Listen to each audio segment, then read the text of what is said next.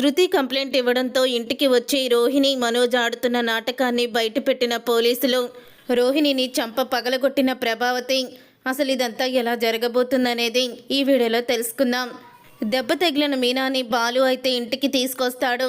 అప్పుడే ఇక మీనాకి తలకి దెబ్బ తగిలి ఇంటికి వచ్చిన తర్వాత ఇక ప్రభావతి అయితే ఎక్కడికి వెళ్ళిపోయావే, ఇంట్లో వంట ఏమీ చేయకుండా వెళ్ళిపోతే అసలు ఏమనుకోవాలి, ఇంటిల్లిపాది నీ కోసం ఎదురు చూస్తూ ఉండాలనా, లేకపోతే నువ్వు వండితే మాకు గతి లేదని మేమందరం అనుకోవాలనా, అసలు వచ్చేటప్పటికి లేట్ అవుతుందని ఒక మాట చెప్పుంటే మా తెప్పలేమో మేము పడేవాళ్ళం కదా అని అంటూ ఉంటుంది ప్రభావతి. అప్పుడే బాలు, నీకు అసలు బుద్ధుందా, తలకి దెబ్బ తగిలి ఉన్న మీనా నీ కళ్ళు కనిపించడం లేదా, ఆ తలకి దెబ్బ కూడా నీకు కనిపించడం లేదా అని అంటూ ఉంటాడు బాలు. అప్పుడే సత్యం పైనుంచి వస్తూ ఉంటే, అమ్మా మీనా ఏమైందమ్మా, ఆ తలకి దెబ్బేంటి అని అంటూ ఉంటాడు. అప్పుడే మా నాన్నని చూసి బుద్ధి తెచ్చుకో, ఎదురుగుండా కోడలు తలకి దెబ్బ తగలడంతో పరిగెత్తుకుంటూ వచ్చి ఏమైందని అడిగాడు. నువ్వు మాత్రం ఆ మనిషికి దెబ్బ తగిలిందని కూడా చూసుకొని వంట చేయకుండా ఎక్కడికి పోయావని అడుగుతున్నావు అని అంటూ ఉంటాడు బాలు. అయితే ఏంటి, మీనా తలకి దెబ్బ తగిలితే వంట చేయలేదని ఇంటికి రాగానే దెబ్బ ఎలా తగిలిందని అడగకుండా తిడుతుందా అని అంటూ ఉంటాడు. సత్యమైతే అది అది అని తడబడుతూ ఉంటుంది.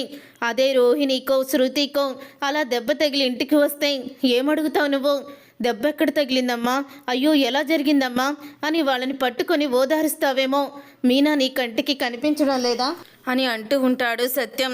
అప్పుడే ఇక అది విని బాలు అయితే ఆవిడ గారు కంటికి కోటీశ్వర్లైన కోడళ్ళు కనిపిస్తారు కానీ మీనా ఇంత కనిపించిద్దిలే నానా అని అంటూ ఉంటాడు బాలు. ఇంతలో రోహిణి అందరూ కూడా వస్తారు.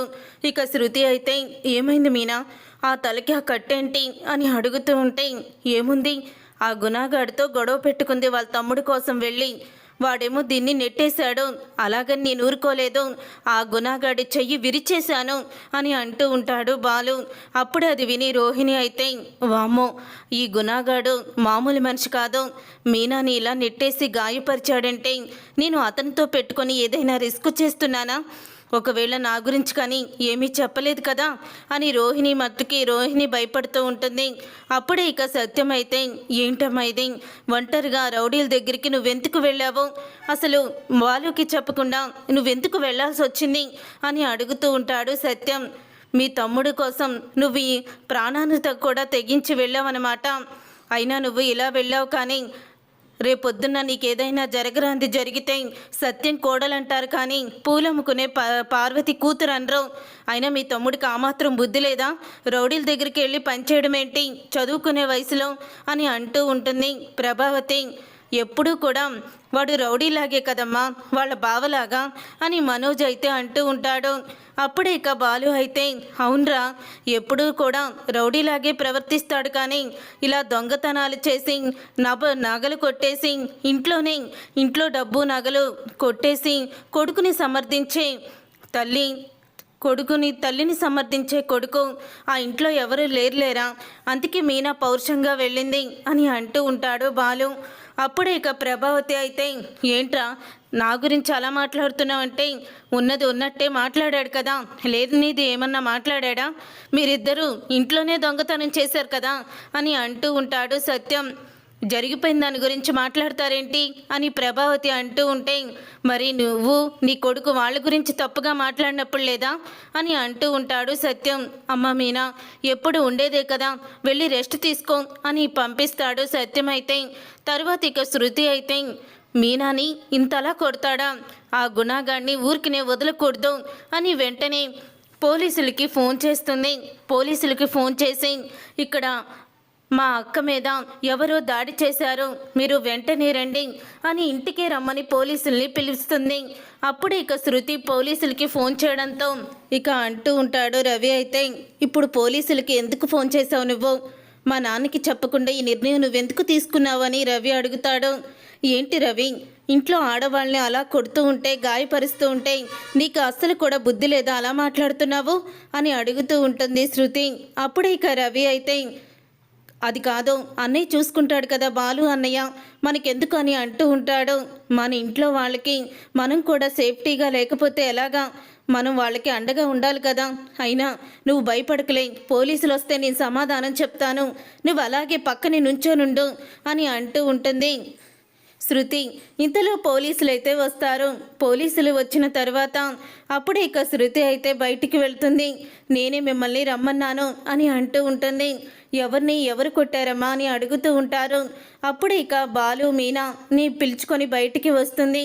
శృతి అయితే ఇదిగో తనే మా తోటి కోడలు మీనా, గుణ అనే రౌడీ మా తోటి కోడల్ని కొట్టాడు, పక్కకి నెట్టేస్తే తలకి గాయమయ్యింది, అన్యాయంగా కొట్టాడు, అతన్ని అరెస్ట్ చేయండి అని అంటూ ఉంటుంది శృతి అయితే. ఇంతలో ఇక ప్రభావతి సత్యం పోలీసుల్ని చూసి బయటకు వస్తారు.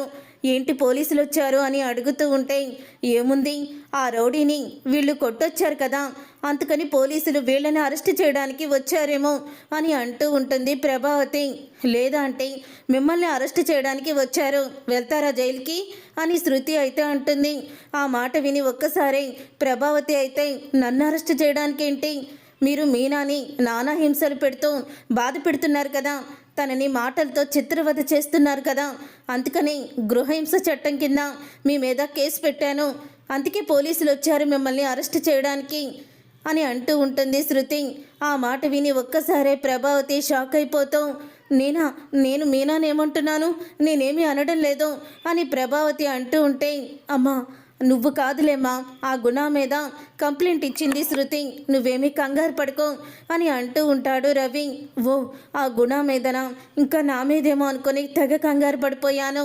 చూసారా ఇన్స్పెక్టర్, మా అత్తగారు కూడా మీనాని నానా మాటలు అంటుంది, అందుకని అంత కంగారు పడిపోయింది అని అంటూ ఉంటుంది శృతి. అయితే ఆవిడ మీద కూడా కేసు పెట్టండి, ఆవిడని కూడా జైలుకి తీసుకువెళ్ళి విచారిస్తాము అని పోలీసులు అయితే అంటారు. అప్పుడే ఇంకా రోహిణి అలాగే మనోజ్ అయితే ఇంట్లో నుంచి బయటికి చూస్తూ ఏంటి అందరూ కూడా బయటే ఉన్నారు, ఎవరితోనో మాట్లాడుతున్నారేంటి, కొంపదీసి ఆ గుణగాడు మళ్ళీ ఇంటి మీదకి ఏమన్నా గొడవకు వచ్చాడా ఏంటి అని రోహిణి ఇద్దరు ఇక మనోజ్ అయితే ఇద్దరు కూడా బయటికి వస్తారు.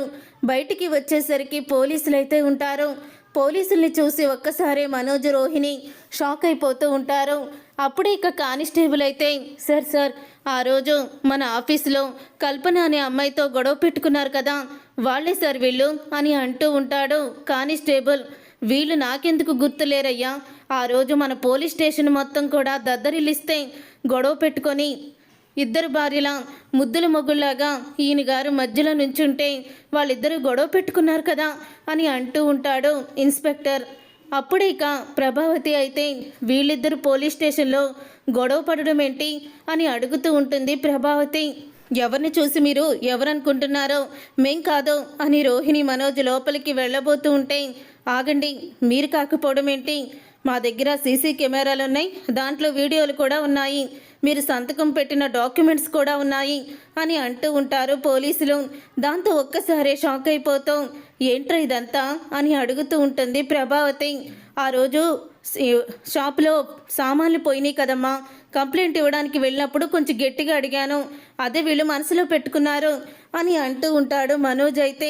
ఇక బాలుకి అయితే అనుమానం వస్తుంది, వీళ్ళ తడబాటు చూస్తుంటే వీళ్ళేదో చేశారని అనిపిస్తుంది.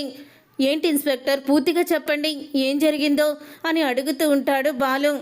అయినా మీనా తలకి దెబ్బ తగిలింది, ఎవరి వల్ల వాళ్ళని అరెస్ట్ చేయండి, ఇదంతా మీకెందుకు అని అంటూ ఉంటాడు మనోజ్.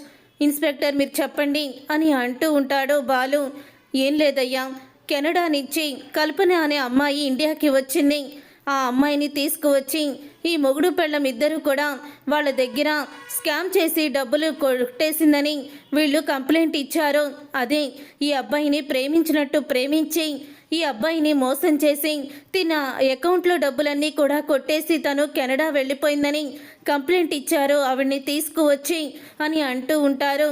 అప్పుడే ఇక అందరూ కూడా షాక్ అయిపోతూ ఉంటారు. ఏంటి వీళ్ళు ప్రేమించిన ఆ కల్పన ఇండియాకి వస్తే వీళ్ళిద్దరూ పోలీస్ స్టేషన్కి తీసుకొచ్చారా, ఎప్పుడ్రా అని అంటూ ఉంటుంది ప్రభావతి ఆశ్చర్యపోతూ. ఉండు ఆశ్చర్యపోకు ఇంకా మాతావతి, పోలీసులు ఇంకా చెప్తున్నారు విను అని అంటూ ఉంటాడు బాలు. మీరు చెప్పండి ఇన్స్పెక్టర్ అని అనగానే అప్పుడే ఇక ఇన్స్పెక్టర్ అయితే ఇలా అంటూ ఉంటాడు. అవునండి, ఆ రోజు వీళ్ళ అమ్మాయిని తీసుకొచ్చారు, ఆ అమ్మాయిని అసలు కదలనివ్వలేదు, కోర్టుకు కూడా వెళ్తానని మీ కోడలు చాలా గట్టిగా కూర్చుంది. ఇంకా మీ అబ్బాయి చాలా గారంగా మాట్లాడాడు ఆవిడతో. కానీ మీ కోడలు మాత్రం అస్సలు కూడా తగ్గలేదు. నిలబెట్టి వడ్డీతో సహా మొత్తం 48 లక్షలు అప్పటికప్పుడు అకౌంట్లో కొట్టించుకుంది అని అంటూ నిజాన్ని బయట పెడతాడు. మీ అబ్బాయి అకౌంట్లోకి ఆ డబ్బంతా మా ఎదురే ట్రాన్స్ఫర్ కూడా చేసింది అని అనగానే ఒక్కసారే షాక్ అయిపోతూ ఉంటారు అందరూ కూడా. ఏంట్రా 48 లక్షలు వచ్చాయా? మరి మాకు మాట కూడా చెప్పలేదు, ఏం చేసావు ఆ డబ్బంతా అని అడుగుతూ ఉంటే, రోహిణి ఏమైంది, ఆ డబ్బంతా ఏం చేశావు అని ప్రభావతి అడుగుతుంది. ఎంత మోసం చేశారు అని అంటూ ఉంటుంది శృతి. చూసావా రవి, మళ్ళీ ఆ డబ్బులు వచ్చాయని తెలిస్తే మీ ఇద్దరికి వాటాలు ఇవ్వాలనేమో ఆ డబ్బులు వచ్చినట్టు కూడా ఈ మూడు పెళ్ళని చెప్పలేదు.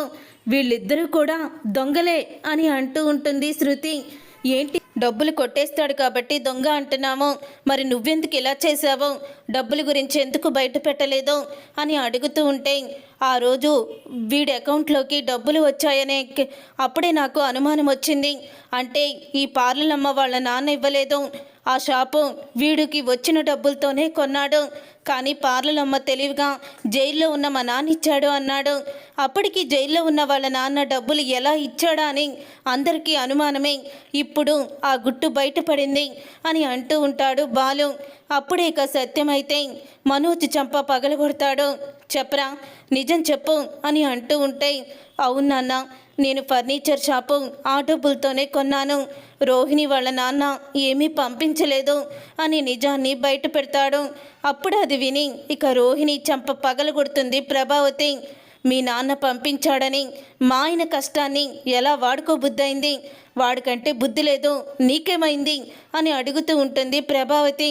కనీసం నాకు కూడా చెప్పాలని అనిపించలేదా అని అంటూ ఉంటే, అవును, నీకు చెప్పకుండా చేశారు కాబట్టే సరిపోయింది, లేకపోతే ఇప్పుడు కూడా వాళ్ళని సపోర్ట్ చేసేదానివి నువ్వు అని బాలు అయితే చెప్తాడు. మీకు నేను 4 రోజులు టైం ఇస్తున్నాను, మా వాటాలకి సంబంధించిన డబ్బులు మొత్తం మాకు ఇవ్వకపోతే మేము మీ మీద పోలీస్ కేసు పెట్టాల్సి వస్తుంది అని బాలు రవి తిరగబడతారు. చూసారుగా ఫ్రెండ్స్, రాబోయే కథలో ఖచ్చితంగా ఇలాగే జరగబోతుంది. మరి ఇలాగే జరగాలని మీరైతే కోరుకుంటున్నారా? అయితే వీడియోని తప్పకుండా లైక్ చేసి పక్కనే ఉన్న గంట సింబల్పై ఆల్ అని క్లిక్ చేయండి. అప్పుడే మేము పెట్టే ప్రతి వీడియో మీరు మిస్ కాకుండా చూసే